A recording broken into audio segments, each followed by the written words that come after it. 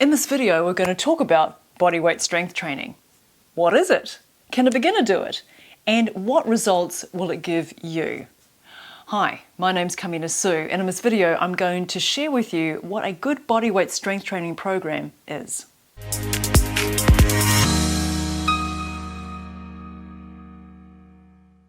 So I believe that a good bodyweight strength training program should include movements that cover the 6 foundational movement patterns that we have as humans, namely the squat, the hip hinge, vertical pressing or pushing, horizontal pressing or pushing, single leg work, and also loaded carries. So in this video, I'll be showing you 2 bodyweight workouts you can do, one for core and one for the 6 foundational movement patterns. And the good news is that all of these components of this workout, both the core and also with the resistance, the strength training part of it, will be able to be regressed or progressed depending on what level you're at. So the first exercise we'll be doing as part of the core component of the workout is the dead bug. And the dead bug is a really great exercise to learn how to connect the front and back of your core. Let's go ahead and come onto your back like this.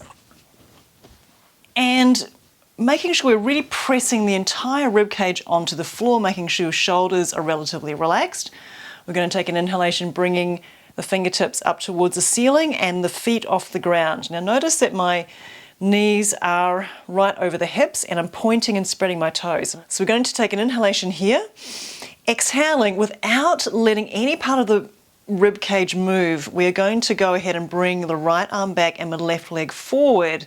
I like to push out through both heels of my feet and really engaging through those fingertips and breathing here, holding steady for about 5 seconds, pressing your lower back into the ground, then taking an inhalation, bringing the limbs back up to center, relaxing those shoulders, re-engaging through the scapula, pressing your rib cage back into the floor, exhaling, bringing the right leg forward and the left arm back, holding this for 5 seconds, pushing out through both heels. So after you've feel confident with the dead bug that we just did, it's now time to up the ante a little bit by doing something called the dead bug with an isometric press. And I really enjoy these ones because this actually helps to train our scapular stability, which is very, very important, along with the lumbar pelvic control aspect of the dead bug you just did earlier. Assuming the back into the dead bug position, and you want to place your hands on something solid, okay, something that's not going to move when you press into it. So we're going to go ahead now and take an inhalation here, really pressing our rib cage back into the ground and really getting in touch with their shoulder blades here.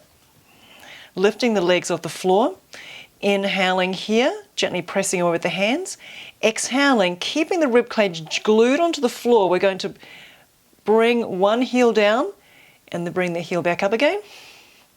On the exhalation, inhaling, pressing away, exhaling, tapping the other heel onto the floor. So if you want to make this exercise a little bit easier, you don't press so much away with the hands, just keep gluing your ribcage onto the floor. If you want to up the ante a little bit more on this one, press away really strong with the hands, and you can also add light ankle weights as well if you're feeling really keen. All right, guys, we've finished off with the dead bugs, and now it's time to move into one of my favorite exercises to target the TVA, the transverse abdominis. And also these are really great for building pretty much all over body strength, if truth be told, including our back and also hip flexors. So these are the Lsits, and I like to do Lsits on blocks because I think it just transfers better into being able to press into the floor with flat hands. So here we're going to go ahead and take a couple of blocks. And if you're new to Lsits, you want to have the blocks on the tallest side, okay, or the second tallest side. So you want to make sure that your fingers are pointing straight ahead and that your feet are engaged, having the blocks right by your hips as well. So you don't want the blocks too far back. That's a mistake that I see a lot of the time, especially because I think people have a tendency to want to overuse their shoulders and kind of heave themselves up. What we want to do is actually do it in a controlled way, and having the blocks right by the hips also helps us to be able to pull the hips back to develop that hip flexor compression strength, which is also very important. So here we're going to go ahead and take an inhalation, rolling the shoulders away from the ears. Exhaling, we're going to press ourselves up and pull the hips back as much as you can. And here you're going to hold this for about 20 to 30 seconds. Long, slow, deep breathing. If you want to make this exercise a little bit easier, you can actually have your hands on a higher surface that'll give you more pressing power. If you want to progress the Lsit, there's several ways you can do that. You can put on some light ankle weights or do this exercise with shoes on. Also do Lsits without blocks, actually doing them directly from the floor. This makes it more of a back strengthening exercise rather than TVA. But it's also a useful variation to learn. So you're taking inhalation here, exhaling, pulling those hips back.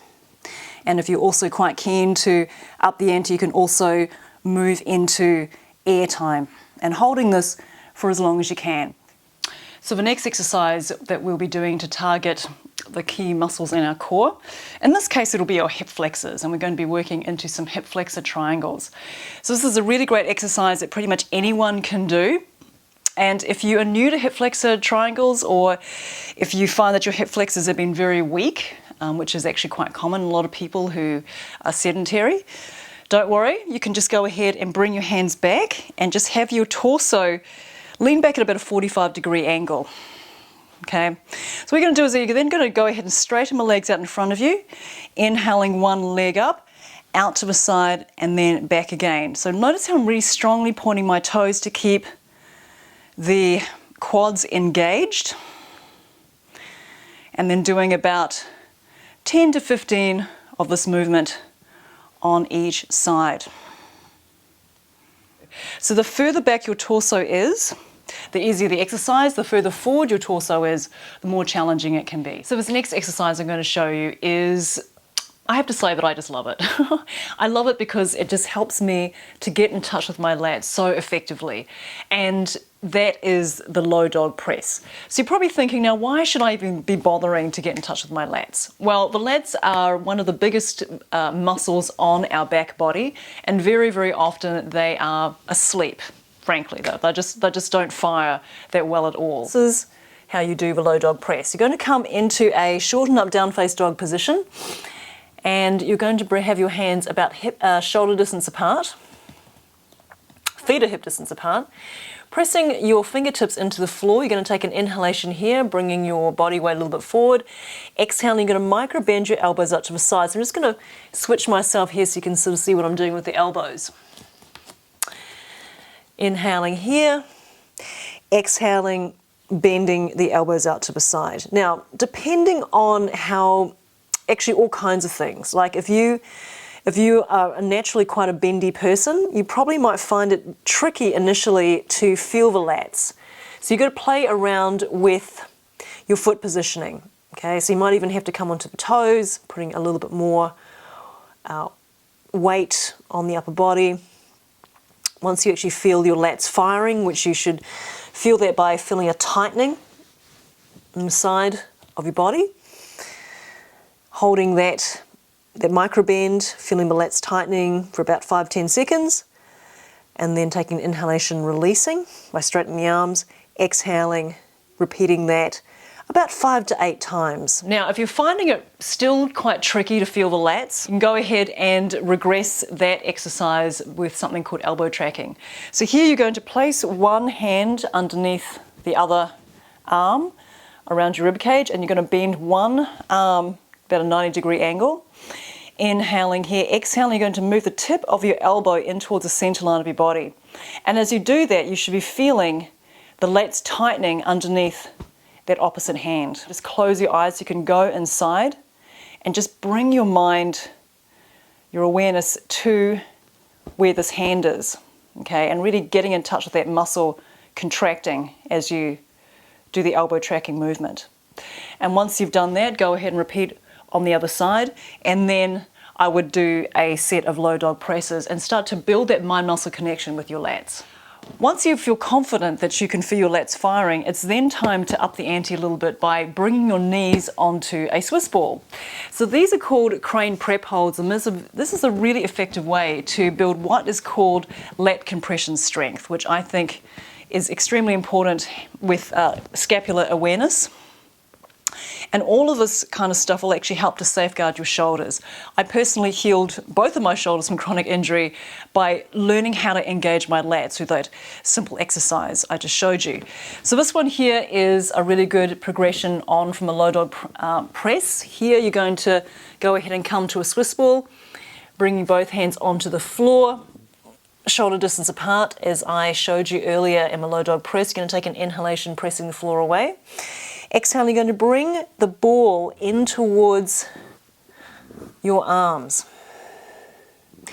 And as you do this, you should be really feeling your lats firing here. Now, if you can't feel the lats firing straight away because you have not yet trained your lats on to feel that connection when your arms are straight, because remember how we were micro-bending them out to the side in a low dog press, you can go ahead and inhale, push the floor away, exhaling, micro-bend those elbows out to the side just to get those lats firing in this position. And then you can take an inhalation, pushing the floor away, exhaling, bringing the knees in towards your arms and seeing if you can recreate that feeling of your lats engaging with straight arms, because that's ideally we want to be able to feel our lats firing whether the arms are bent or whether the arms are straight. Be here for about 20, even 30 seconds, and then go ahead and release.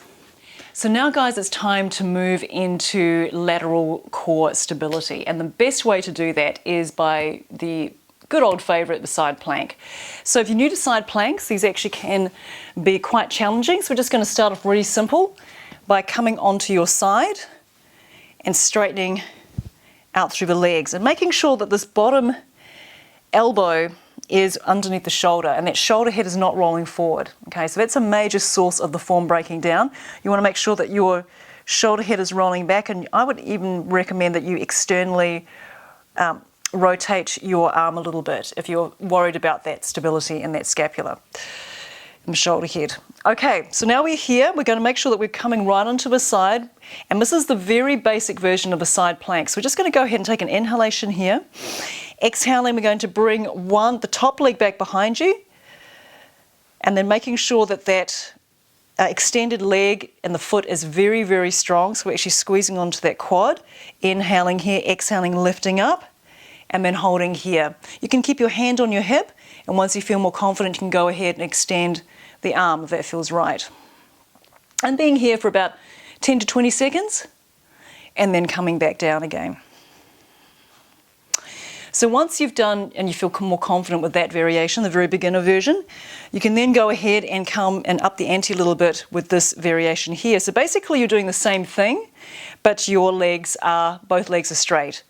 Going to take an inhalation here, making sure that we have got the foundation of the elbow, of the supporting arm, correct, right underneath the elbow, the shoulder. Inhaling here. Now I'm really squeezing my quads here and engaging through the feet. Exhaling, I'm lifting up through my side waist, having the hand on the hip, or extending out upwards with the arm. And being here once again for about 10 to 20 seconds. So don't be in a hurry to move from one version to the other. Really master the basics, master that feeling of strength and solidity in whichever one that you're practicing, and then only when you've got that solid, move on.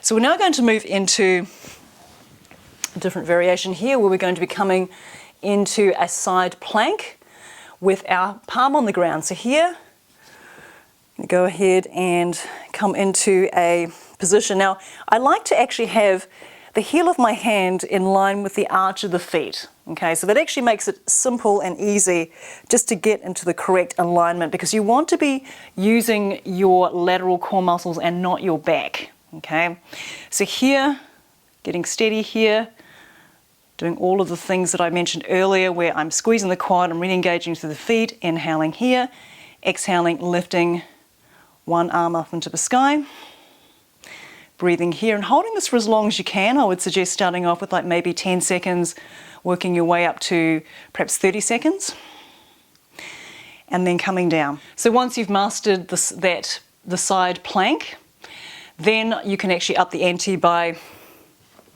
coming back into the side, Making sure we've got that heel of the hand in line with the arch of the feet. Inhaling here, getting really steady. Exhaling, you can go ahead and just gently raise the top leg off the ground. Now, you don't have to go crazy with that top leg, even just lifting it just a little away from that bottom leg is enough. And just breathing here.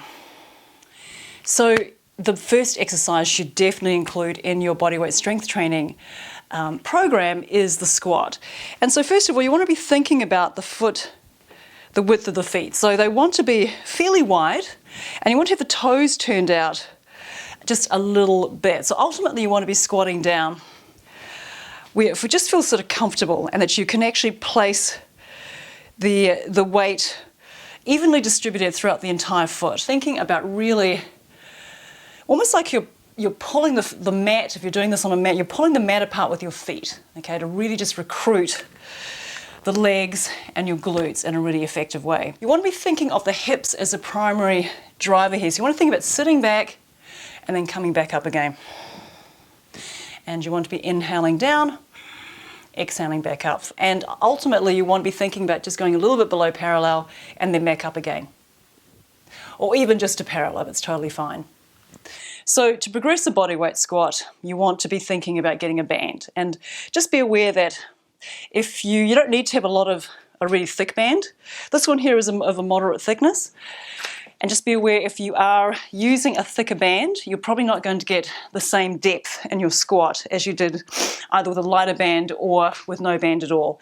So basically it's just the same thing. You want to be pushing it against the band here. This is really great to actually build that mind-muscle connection to everything that's happening here when you're doing the movement. It actually really helps to put the tension there on the muscles. So you're going to be feeling quite a bit of a burn after about 10 to 20 of these. I like to inhale down, exhaling back up again, and doing a little bit of a glute squeeze at the top of the movement. Now, to progress the bodyweight squat, you can, I like to keep it simple, and I like to add a half rep. Take an inhalation coming down, exhaling halfway up, inhaling and exhaling back up. So I'm adding like an extra half rep here. And over a period of about 10 reps, that really creates a nice burn here. So you want to not just be bouncing mindlessly down the bottom. When you actually start getting the correct form, I guess you can actually up the tempo a little bit. But you want to be thinking about really getting in a proper half rep. And keeping your knees pushing out against the band. So that's the body weight squat. So after you've done your set of body weight squats, you can go ahead and do a set of hip hinges. So basically we're going to be doing a banded deadlift. So I'm going to be taking a band, placing it under my feet, holding onto the ends, and taking an inhalation here. I'm sitting back with the hips, you guys, so it's not really, I'm not using my knees too much. Instead, what I'm doing is the knees, yes, they are going to bend, but I'm actually thinking more about my hips. I'm thinking of sitting back in an imaginary chair.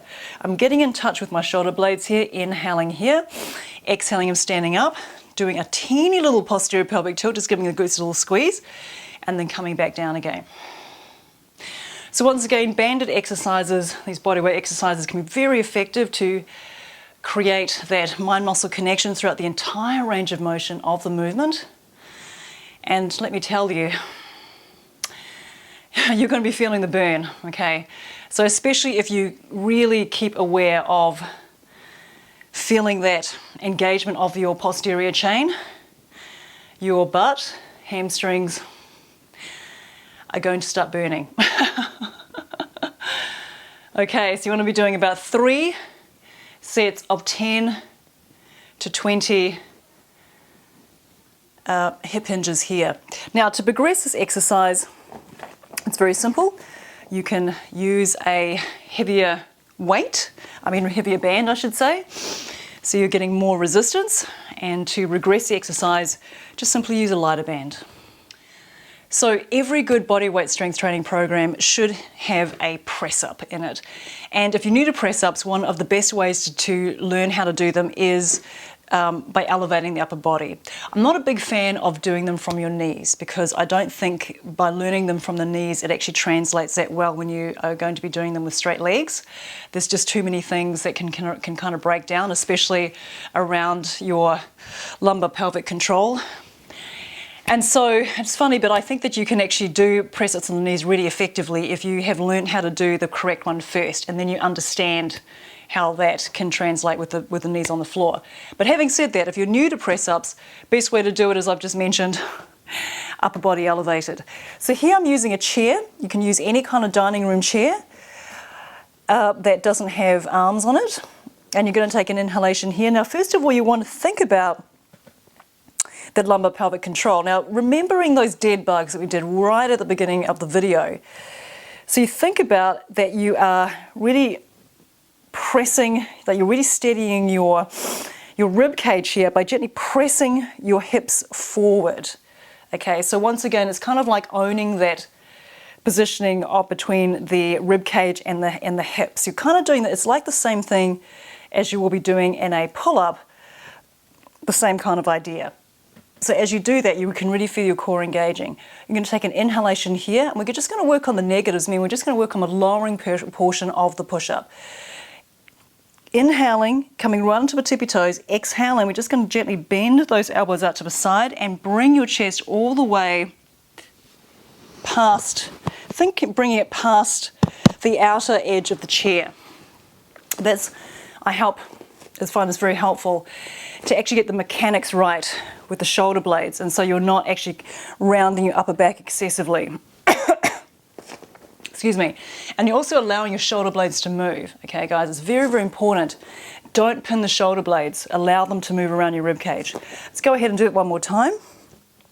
Inhaling here, coming right onto the tiptoes, gently pressing your hips forward, getting in touch with your shoulder blades, making sure you're tucking your chin slightly. Find it's helpful to tuck the tip of the tongue behind the top two front teeth. Exhaling, gently bending the elbows out to the side, and then lowering yourself down. And repeating that about 3 to 5 times, and I would do more sets of fewer reps, just so that you can actually build that confidence. So anywhere between 3 to 5 sets of 3 to 5 negative push-ups. So once you've been regularly practicing those negative push-ups and you are starting to develop some awareness and some confidence in them, you want to start pressing up from a lower and lower platform. So you might go from a chair, for example, down to maybe a stool, and then eventually you want to be pressing from the floor. So the proper push-up is such a wonderful exercise. It's actually one of my favorite bodyweight exercises to do, along with the pull-up. So here you want to make sure that you're setting yourself up correctly. Okay, so you want to have your hands slightly, very, very slightly turned out, and with the fingers really spread very, very strongly, and the fingertip side of your hand pressing into the floor. Now, I find a very, very common mistake with people pressing their hands into the floor is that they have their hands like this, and so they're not making use and they're not of the strength in their fingers. Okay, so that's actually an often overlooked part of teaching how to do a push-up or any kind of pressing from the floor, is that we need to really actively engage our fingers. And you do that by spreading your fingers and pressing your finger pads into the floor. Now let's go ahead and come into our plank position. Inhaling here, getting in touch with the shoulder blades. Exhaling, we're just going to go ahead and gently lower ourselves down, making sure we're keeping those shoulder blades moving. So that's actually a negative press-up from the floor. Once, if you're confident with doing your negatives and you've been doing those consistently from the floor as well, now it's time to do your first proper push-ups. You can take an inhalation here, exhaling, coming down, pushing up, and then coming back down again. So making sure that you are letting your shoulder blades move. Keep squeezing your quads and breathing. So inhaling down, exhaling, pushing back up. So there are a lot of different ways that you can use to progress the push-up once you start learning how to do them from the floor. One of my favorite ways to do it, because it's just so simple, is very similar to what we were doing with the bodyweight squat earlier, that you put in another half rep. So you're doing a 1.5 rep push-up, and it looks like something like this. Coming back into your push-up position. Inhaling here, exhaling coming down, inhaling coming up halfway, exhaling, and then pushing back up again. So you're doing an extra half rep. Once again, challenging to keep the good form.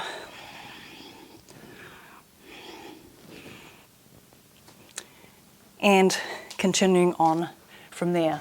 So don't be in a hurry, guys. So making sure that you're building the strength and the good form first before increasing the number of reps you're doing. But that's the pathway that you should be taking. Increasing the number of reps and then doing slightly more difficult variations. So here we come to pull-ups, and this is one of my favorite body weight strength training exercises because it really, they just feel so good when you actually feel everything working correctly. And I'm going to show you how that you can get started with pull-ups even if you've never done a pull-up before. So I'm training here with a pull-up bar that you can easily buy online. It just fits into your doorway. And we're going to start off first of all with something called a negative pull-up. So what that means basically is that we're going to be jumping our chest to the bar and then lowering ourselves as slowly down as possible.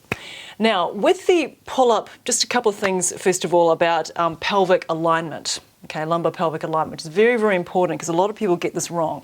You can see what I'm doing here with my pelvis, okay, so you want to make sure that you're not sticking your butt out too much as you do the pull-up. That happens very, very often. Okay, so that basically just means a lack of core engagement.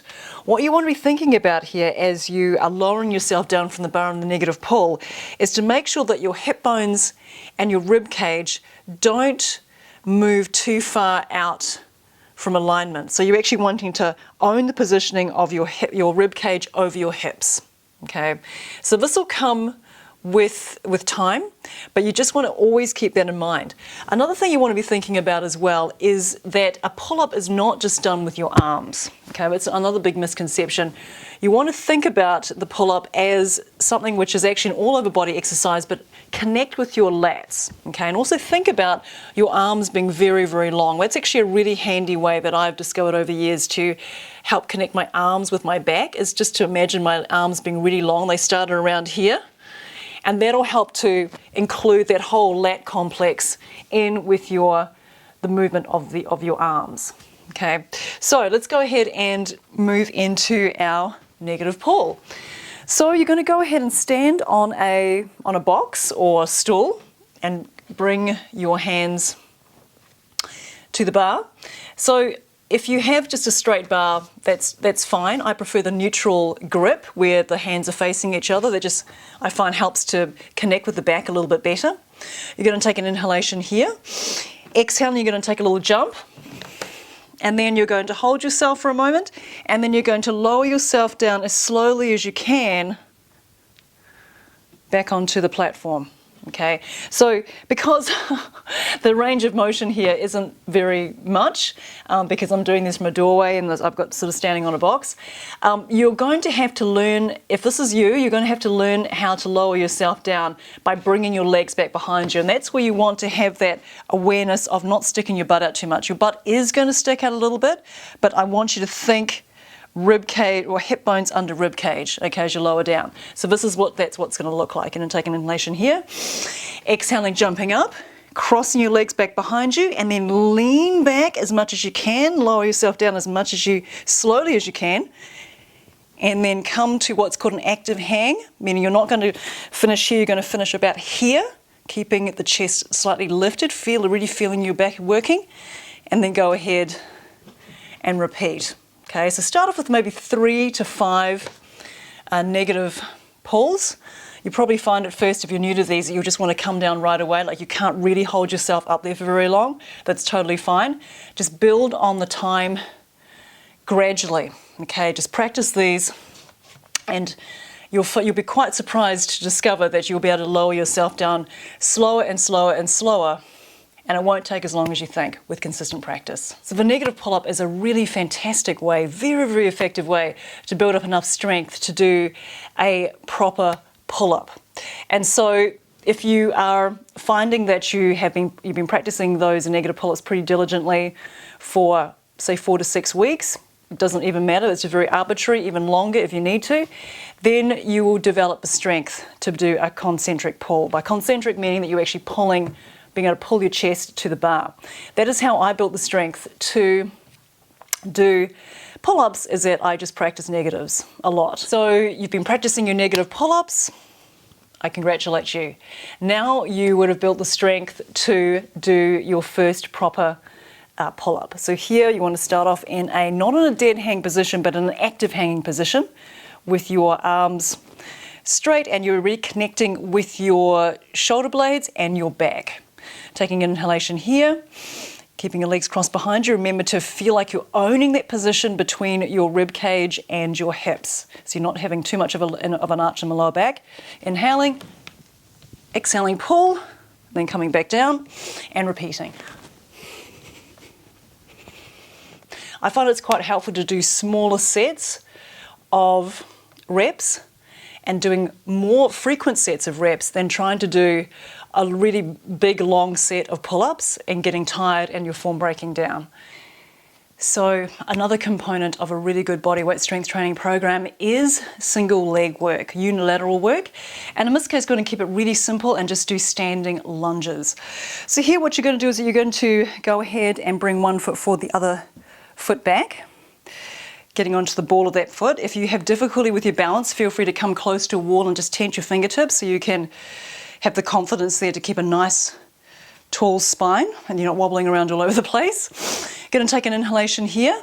Exhaling, just going to bend your front knee, and I like to have a little bit of forward lean with the torso so I can actually just really work my glutes. And then coming back up again, gently squeezing those back glutes as you come up, and then coming down again. So you want to make sure that that back knee kind of just hovers above the ground. Keeping the breath long, slow and deep. Inhaling down, exhaling, coming back up. So you always want to exhale on the most difficult part of a movement and keeping a fairly smooth tempo. Perhaps doing 10 on one side and then switching sides. If you want to up the ante on single leg work, feel free to put a band around your thighs. I like to put them just above the knee, and then coming back into your position again, perhaps your stance won't be quite as wide. And then I'd like to, in this particular case, because it's a bit more challenging, getting in touch with my back, my scapula, and placing the opposite fist into the opposite palm, and then coming down and keeping those shoulders relaxed. Good. Long, slow, deep breathing. So you can use a band. And also, a time-honoured way to up the ante is to increase the range of motion of the movement. And the most simplest way to do that is to elevate the back foot. So this is a Bulgarian split squat. And one of my favourite single leg exercises. So you can actually do it with or without the band. So you're going to go ahead, I like to do it with the band. So placing fairly light band around the thighs. You don't want it to be too heavy, otherwise you'll find that the range of motion is actually quite limited. You want to actually, for the band to provide just enough tension for it to be challenging, but not to make the movement impossible, okay? That's speaking from experience. So let's go ahead and elevate that back foot. And here, placing the opposite fist into the palm, inhaling here, shoulder blades down the back, tucking the chin slightly I find is helpful, tucking the navel in towards the spine, inhaling down, and exhaling, coming back up again. So the last part of a really good bodyweight strength training program is the loaded carry. And I know, strictly speaking, it's not really just body weight, but I think these are really, really useful to do on a regular basis.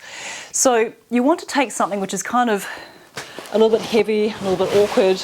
In this case, this is a sandbag. You can get imaginative and maybe use like a pumpkin or a sack full of potatoes, or something from your garden, like a sack full of mulch or something like that, and just practice just walking around with it.